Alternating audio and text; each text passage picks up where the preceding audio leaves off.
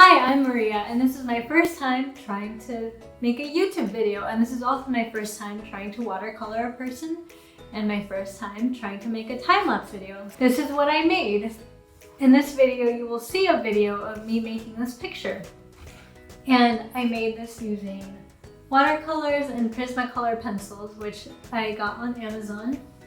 And to record this video, I used my Pixel 2 phone, and I used a stack of books to hold my phone, and I used tape to attach my phone to the stack of books. And for lighting, I used my desk lamp, which I flipped on its side, and I had the light bounce off the ceiling.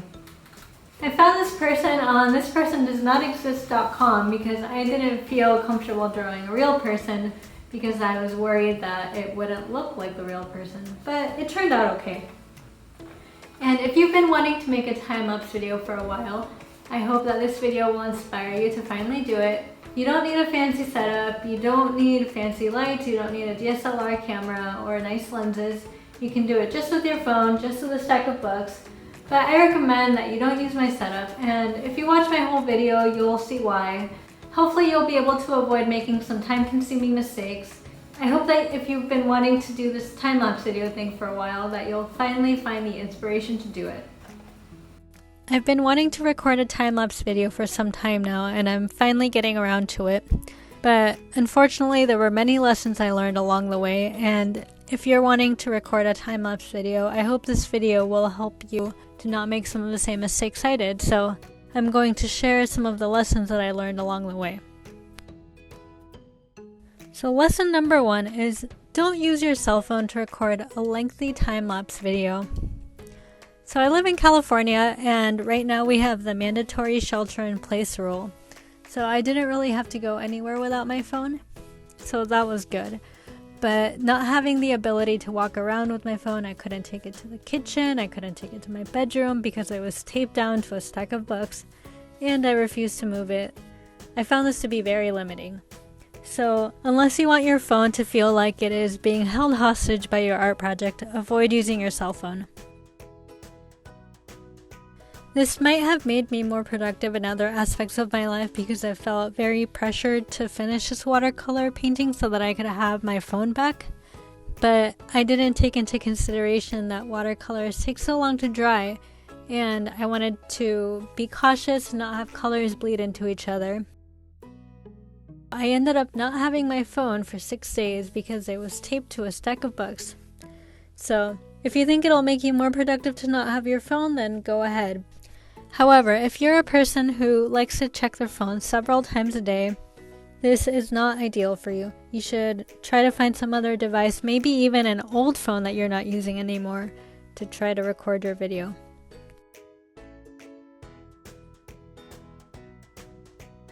Lesson number 2.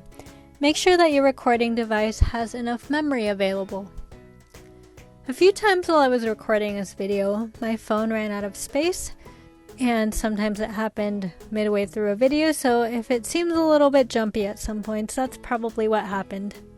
And this could have been avoided if I had looked at how much memory I had, and I had made space accordingly. Also, there were several times when I did make space on my phone, and then I realized I was still getting the notification because I hadn't emptied my trash can.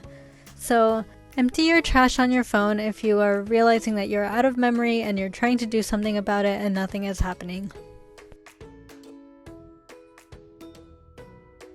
Lesson number 3. Try to avoid having giant shadows on your paper while you're recording. So as you start recording, you may notice that your hand or your paintbrush may cause shadows on the paper. And I realized one way to avoid this is by using very diffuse light.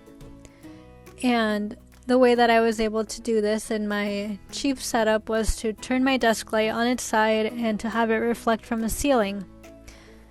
And I was also using natural light, so that helped because it was naturally diffused. But this brings me to lesson number 4. Relying on natural light means that your work will look a lot different at night than it does during the day, and your video may be significantly darker at night if you're recording than it does during the day, so you might see some transitions, and If you're going to rely on natural light, you should just be aware that you won't be able to work during certain hours of the day. And that means that if nighttime is when you're most productive, you should maybe rethink your light setup to rely less on natural light.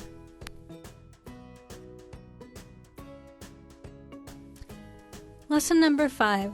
Shoot your video in landscape mode. Don't shoot in portrait mode like I did. The reason I shot this video in portrait mode instead of landscape mode is because when I was doing my setup, it seemed to make sense when I was trying to align the edges of the screen with my watercolor paper. But unfortunately, when I went to go upload to Adobe Premiere, I realized I had made a huge mistake. At this point, I had already recorded about half of my videos, and I didn't want to change my setup or start on a new watercolor. So instead, I pushed through it, and I just knew I was going to have to do a bit more editing. If you've had this problem before, and you want to know how I handled it in Adobe Premiere, leave a comment below and I can post a tutorial. Lesson number 6. Back up all of your raw videos, no matter how much space they take up and no matter how done you feel. Because you might have to go back and do some edits that you didn't think you would have to do. And it really helps a lot to have those files. So unfortunately, for the first 3/4 of the video, I had not noticed that I had exported in a significantly smaller file size. So I had to go back and find some of the videos, and unfortunately some of them were gone forever. And if you notice a change in video quality, you're not imagining it. It was very real, and that's because I didn't save my original videos.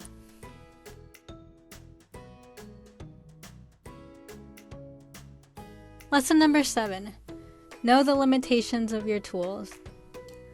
I originally intended to make this whole project be of just a watercolor video. So for this project, I used some of the cheapest but most reputable watercolors that I could find on Amazon. I didn't really take into consideration that the watercolors that I was using, although they are great for beginners, they dry pretty light with low contrast, and they kind of have a chalky, muted tone to all of the colors. So trying to draw a person, there's a lot of colors involved, and there's a lot of different highlights and shadows in a face, naturally. So my dark colors weren't as dark as I wanted them. And then there wasn't enough contrast between my lights and darks and my shadows. So I switched to Prismacolor pencils because watercolors just weren't doing it for me. And I think it's a good idea to be realistic in your budget, but also be realistic in your expectations for a project. At this point, thanks to anyone who is still watching my video, time-lapse videos can be very cool and very nice to watch, especially if you're wanting to keep track of your own progress or if you want to show your progress to other people. But please don't make this process harder than it needs to be. Please don't do what I did. And it's fine to do things on a budget, but you should also consider that your time is a non-renewable resource.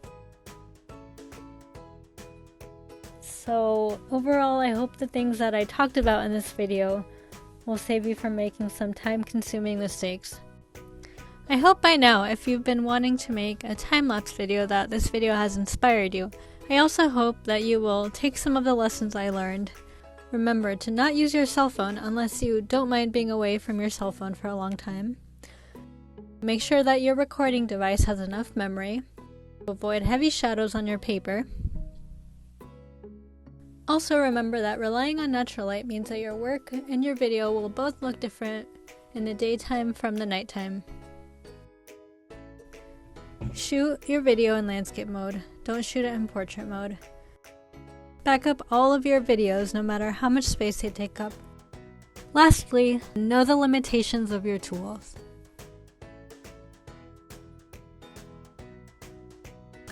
If you have any questions, comments, feedback, concerns, feel free to leave a comment below.